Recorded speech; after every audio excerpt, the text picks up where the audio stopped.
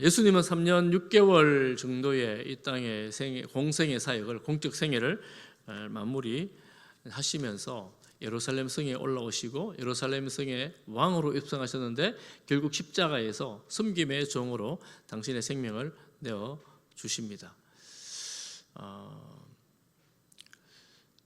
예수님 입장에서는 굉장히 무거운 발걸음인데 온 백성들은 이제 환호성을 지르는 그런 장면이라고 볼 수가 있습니다. 예수님 나귀를 타셔야 돼요. 예언했던 것들을 이루시기 위해서. 평소에는 예수님 늘 걸어 다니셨거든요. 걸어서 온 제자들과 함께 다니셨는데 나귀를 타셔야 되는데 나귀가 갑자기 어디에서 나오겠습니까? 그런 예수님은 벳박에 베다니라는 그 지역이 바로 이 언덕배기만 넘으면 바로 감람산이고 감람산을 지나면 예루살렘 성이에요. 성문이 바로 있는데 그 지역에 있으면서 저 맞은편 마을에 가면 아직 아무도 메어보지 않은 나귀 새끼 있으니까 나귀 새끼 데려오라 이렇게 제자들에게 말씀하십니다. 제자들이 아니 주인도 있을 텐데 어떻게 데려오겠습니까? 그러니까 예수님께 묻지 않습니다. 예수님 말씀하십니다. 주인이 뭐라 그러거들랑 주님께서 쓰시겠다 하라 이렇게 말씀하십니다. 그리고 제자들은 가보니까 나귀 새끼가 있어요. 끌고 오니까 누가 뭐라 그러는 거예요. 주인이 어디 가져가냐 이러니까 주님께서 쓰시겠다 하라 이러니까 이 주인이 보냅니다. 그래서 예수님은 가지고 온 나귀 새끼를 타고 예루살렘 성으로 입성하게 되었습니다. 종려나무라는 종려주일은 그 당시 입성할 때 많은 백성들이 환호성을 지르면서 종려나무 가지를 흔들었어요. 이 종려나무 가지 흔든 것을 보고 우리는 종려주일이다 이런 말을 사용합니다. 그날을 기념하는 것이지요. 종려나무 가지를 흔든 것은 종려나무는 전쟁의 승리를 의미합니다. 번영을 의미합니다. 성공을 의미하거든요. 그래서 이 개선 장군이 들어올 때 왕이 전쟁에서 나가서 성문으로 들어올 때 백성들이 모여서 함께 종려나무를 흔들면서 소리를 치었던 환호성을 질렀던 그 모습이 예수님께서 예루살렘에 들어오실 때 있었던 그 모습이라고 볼 수 있습니다. 그런데 이 상황 이런 형편을 보면서 이 종려주일이 우리에게 주는 교훈 세 가지를 제가 짧게 지금 살펴보려고 하는데 그 첫 번째는 순종이라는 것입니다. 순종. 제자들은 예수님의 그 어쩌면 좀 당황스러운 요청에 대해서 그저 순종함으로 나귀를 데려옵니다. 그리고 이 나귀는 아직 사람을 한 번도 태워보지 않았는데 나귀 새끼는 태워보지 않았지만 예수님을 최초로 태우면서 입성하는데 쓰임받는 영광스러운 나귀가 되었습니다. 제자들 입장에서는 당황스러운 요청이었고 또 좀 무모한 순종이었는데 하나님의 역사를 이루는 방편이 되었습니다. 하나님의 역사를 이렇게 이루어 가신 거지요. 그리고 제자들은 이 순종을 통해서 야 예수님 정말 대단하신 분이야 라는 것을 다시 한번 느꼈을 것입니다. 성경에는 이런 온 순종 이야기가 가득합니다. 때로는 이해할 만한 순종도 있지만 때로는 이해하지 못할 순종, 이런 식의 순종 이야기가 가득합니다. 예를 들면 요한복음 2장에 보면 물로 포도주를 만든 사건이 나오지 않습니까? 물로 포도주를 만드시는데 포도주가 여러 장에 다 떨어졌어요. 주인이 어쩔 줄을 몰라 안절부절하죠. 그때 예수님은 종들에게 말합니다. 저 빈 항아리에 물을 채워라. 그리고 그 물을 떠다가 연회장에 갖다 주라. 이렇게 말합니다. 종들은 영문도 모르고 야, 이 물 떠다 주고 혼나면 어떡하나? 이런 생각 들지 않았겠습니까?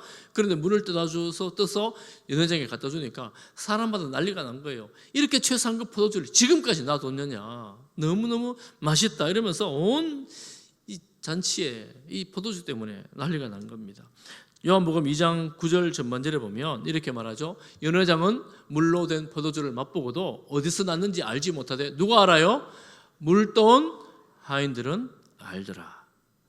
하인들은 알아요. 이런 기적의 역사를 이제 예수님은 처음부터 행하셨습니다. 첫 번째 기적이죠. 또 구약에 보면 여러분 잘 아시는 사건이 하나 나옵니다. 출애굽한 이스라엘 백성들이 40년 광야를 지나서 요단강 앞에 섰습니다. 요단강만 건너면 가나안 땅이에요. 전쟁을 해야 됩니다. 요단강에 물이 흘러 넘치는 때입니다. 그때 이 백성들이 우리가 추론컨대 200만 명 견딘다고 생각하잖아요. 그 많은 백성들이 이 요단강을 어떻게 건너겠습니까? 그런데 여호수아는 이 백성들에게 말합니다. 벗결을 맨 제사장들이 요단강 물에 발을 넣어라 명령하죠. 여호수아서 3장 13절 말씀에 보면 온 땅의 주 여호와의 궤를 맨 제사장들의 발바닥이 요단 물을 밟고 멈추면 요단 물 곧 위에서부터 흘러내리던 물이 끊어지고 한 곳에 쌓여 서리라. 이 참 이해하기 힘든 말이잖아요. 물이 흘러넘치는데 발을 물에 담근다고 어떻게 물이 끊어지겠습니까? 물이 쓰겠습니까? 그런데 놀랍게 그렇게 된 거예요. 하나님의 구원 역사가 기적같이 기적이었죠. 기적으로 나타난 것입니다. 순종하기 굉장히 어려운 이런 사건들을 통해서 하나님의 일을 경험합니다. 그런데 이 200만 정도 되는 사람들이 이 제사장들이 발을 넣었는지 안 넣었는지 어떻게 알겠습니까? 저 뒤에 있는 사람들은 몰라요. 물이 그렇게 됐겠지 생각하지만 누가 알아요? 발을 넣어본 제사장들은 아는 거예요. 물이 포도주가 된지 누가 알아요? 물돈 하인들이 아는 거예요. 이 나귀 새끼를 끌고 온 과정을 누가 알아요? 끌어온 제자들은 아는 거예요. 그러니 이런 이해하지 못하는 하나님의 역사는 그 자리에 순종을 통해서 경험했던 그 당사자들은 너무나 잘 알고 있습니다. 아마 이런 말들 했을 거예요. 야, 이 사람들이 물이 어떻게 그렇게 변할 수 있노? 내가 그때 보니까 물이 더 맛있는 포도주가 나왔다던데 이렇게 누가 말할 때에 이 또 하인들이 그 옆에 있으면 내가 봤잖아, 내가 이렇게 말하는 거예요. 내가 그 자리에 있었잖아 이렇게 말하는 거예요. 어떤 사람들 말합니다. 야, 강물이 가다가 저절로 딴 데로 갔겠지. 그때 함께 있었던 제사장이 말할 거예요. 무슨 소리냐? 내가 그 다리에 발을 넣었잖아. 이 예수님의 말씀, 하나님의 말씀에 직접 순종했던 그 사람들은 그 현장을 잊을 수가 없습니다. 평생 기억하면서 평생 하나님의 말씀에 내가 어떻게 반응해야 될지를 고민하고 또한 순종했을 것입니다. 이렇게 순종할 수 있는 사람들은 어떤 사람들이냐? 겸손한 사람들이 순종할 수 있는 것 같아요. 내가 나라고 주인이라고 주장하는 사람들은 참 순종하기가 쉽지 않을 것입니다. 그래서 겸손한 사람을 통하여 하나님이 역사하시고 또 순종하는 사람을 통하여 하나님이 동력하십니다. 하나님의 일은 그들을 통하여 이루십니다. 여러분, 하나님의 일을 경험하기를 원하신다면 때로는 이해되지 않는 일일지라도 여러분 순종하시기를 바랍니다. 하나님 놀랍도록 여러분의 기대와 상상 이상의 역사를 보게 될 것입니다. 이 종려주일 본문에서 두 번째 우리가 볼 것은 바로 겸손입니다. 예수님께서 왜 나귀를 타셨을까요? 스가랴서 9장 9절 말씀에 보면 우리가 종려주일에 잘 아는 말씀이죠. 같이 한번 읽어보겠습니다. 시작. 시온에 따라 크게 기뻐할지어다. 예루살렘에 따라 즐거이 부를지어다. 보라, 내 왕이 네게 임하시나니 그는 공의로우시며 구원을 베푸시며 겸손하여서 나귀를 타시니 나귀의 작은 것 곧 나귀 새끼니라. 예수님께서 왜 나귀를 타셨어요? 왜 나귀 타셨습니까? 성경 본문에 겸손하여서. 예수님이 흑마, 백마 이런 게 잘생긴 말을 타고 들어오신 왕이 아니라 겸손하셔서 아무도 타보지 않은 그 나귀를 타셨다라고 말씀하십니다. 이 스가랴서 말씀은 예수님 시대보다 400년 전에 선지자의 예언이었는데 예수님은 하나님이심에도 불구하고 하나님의 아들이심에도 불구하고 그 선지자의 말씀, 예언의 말씀에 순종하기 위해서 나귀를 타고 들어오시는 것이죠. 예수님은 겸손히 순종하는 분이셨습니다. 철저히 하나님의 말씀에 순종하셨고 하나님의 뜻에 순종하셨고 그래서 십자가로 가십니다. 겸손하시기 때문에 그렇습니다. 성도들, 예수님을 믿는 사람들은 겸손한 사람들입니다. 겸손히 하나님께 순종하는 사람들입니다. 그리고 세 번째는 이 종려주일이 우리에게 주는 교훈 세 번째는 찬양입니다. 찬양. 오늘 본문에는 나오지 않지만 이 종려주일에 외쳤던 메시지는 바로 호산나라는 말입니다.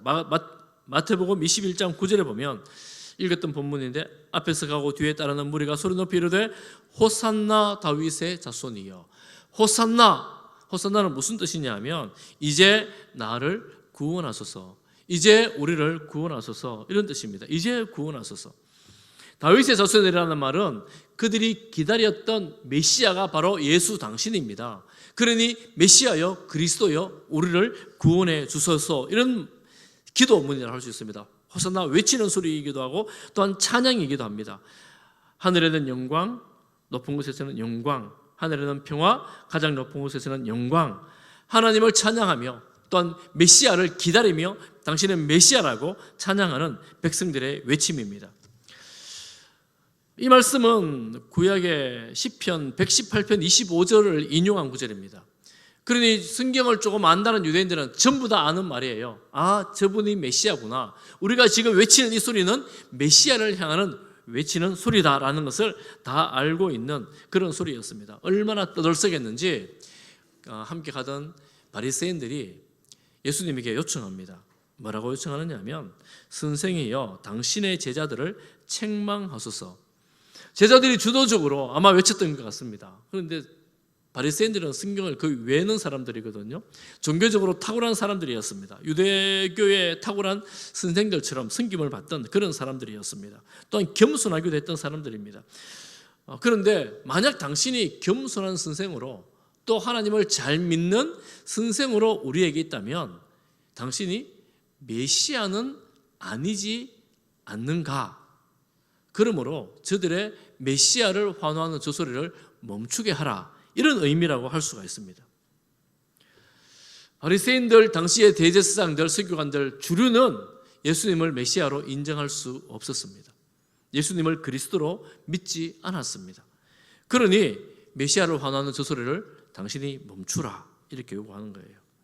저는 오늘 성찬식을 하면서 예수님이 누구신가에 대해서 다시 한번 우리가 생각하고 또 성찬식을 하기 전에 다시 한번 우리의 믿음을 돌아보는 그런 시간이 되면 좋겠습니다. 기독교 신앙은 어떤 신앙이냐? 어떤 사람들은 그렇게 말합니다.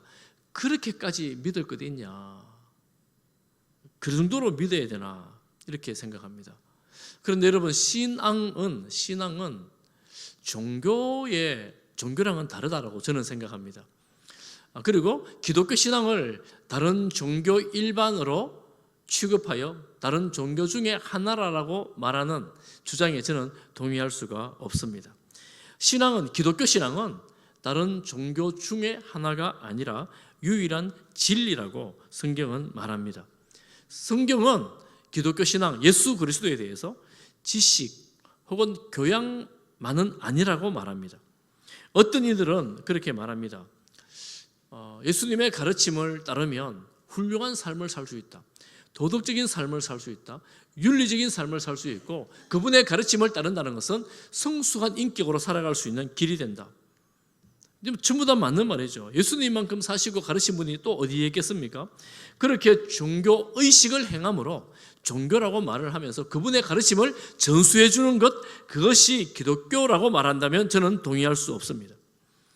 심지어 이렇게 말합니다. 어떤 사람들은 기독교, 예수님은 관대하셨기 때문에, 하나님은 인류를 사랑하시는 분이기 때문에 다른 모든 종교들도 맞다라고, 그 길도 맞다라고 관대한 하나님, 사랑이 많은 예수님을 주장하면서 모든 길에, 모든 종교에 구원이 있다라고 말한다면 굉장히 매력적이지만 저는 동의할 수 없습니다. 성경은 그 주장에 동의하지 않습니다.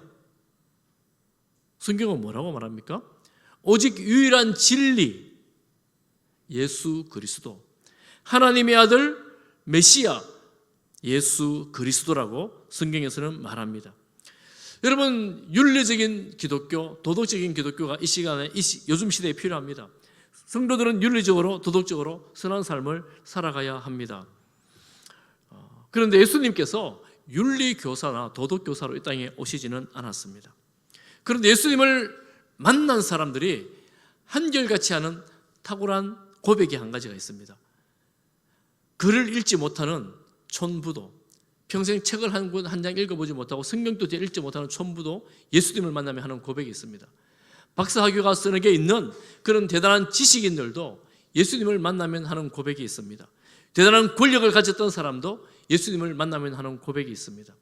평범한 사람도, 아무런 권력이 없는 사람도 예수님을 만나면 하는 고백이 있습니다. 그리고 죄수로서 감옥에 갇혀 사형 선고를 받은 사람도 예수님을 만나면 하는 고백이 있습니다. 그것은 뭐냐면 나는 죄인입니다 하는 고백입니다. 나는 죄인입니다. 예수님을 만나지 못하면 이 고백을 할 수가 없습니다. 예수님을 만난 사람들은 한결같이 그분 앞에서 나는 죄인입니다. 그리고 예수님을 향해 고백합니다. 예수님이 나를 위해 죽으신 분입니다. 그리고 부활하신 살아계신 하나님이십니다. 여러분, 성경에 보니까 대제사장들, 서기관들, 바리새인 주류들이 이런 고백을 하지 않습니다. 그런데 연약하던 사람들, 잘 알지 못하는 사람들, 그리고 가진 것 없는 사람들, 아픈 사람들 예수님 만난 이후에 이런 고백을 하는 거예요. 그래서 우리 그리스도인들은 어떻게 되느냐 하면 고린도서 5장 17절 말씀, 잘 아는 말씀인데 우리 같이 한번 읽어보겠습니다. 시작. 그런즉 누구든지 그리스도 안에 있으면 새로운 피조물이라 이전 것은 지나갔으니 보라 새 것이 되었도다. 예수 그리스도를 구주로 주님으로 믿을 때 우리는 이전과 같은 사람이 아니라 완전 새로운 피조물로 새 생명으로 살아갈 수가 있습니다. 할렐루야. 오늘 우리가 성찬식을 합니다. 성찬식을 할 때 이 놀라운 사실을 우리 마음속에 다시 한번 새기면서 주님께서 우리를 위해 흘려주신 잔, 피를 받고 우리를 위해서 찢어주신 그 살, 떡을 받는 그런 성찬식이 되기를 간절히 소망합니다. 여러분, 이 고백은, 이 신앙은 지성을 뛰어넘는 그런 고백입니다. 윤리를 뛰어넘는 고백입니다. 더군다나 과학으로는 더 이해할 수 없는 그런 고백입니다. 그런 고백을 통하여 우리 주님께로 나아갑니다. 살아계시고 도우시고 역사하시는 하나님의 성령께서 우리 심령에 역사하사 우리 입술로 내가 죄인이고 예수님이 내 인생의 주님이시라고 고백함으로 하나님의 자녀로 하나님의 백성으로 살아가는 영광스러운 신분을 얻게 되었습니다. 할렐루야.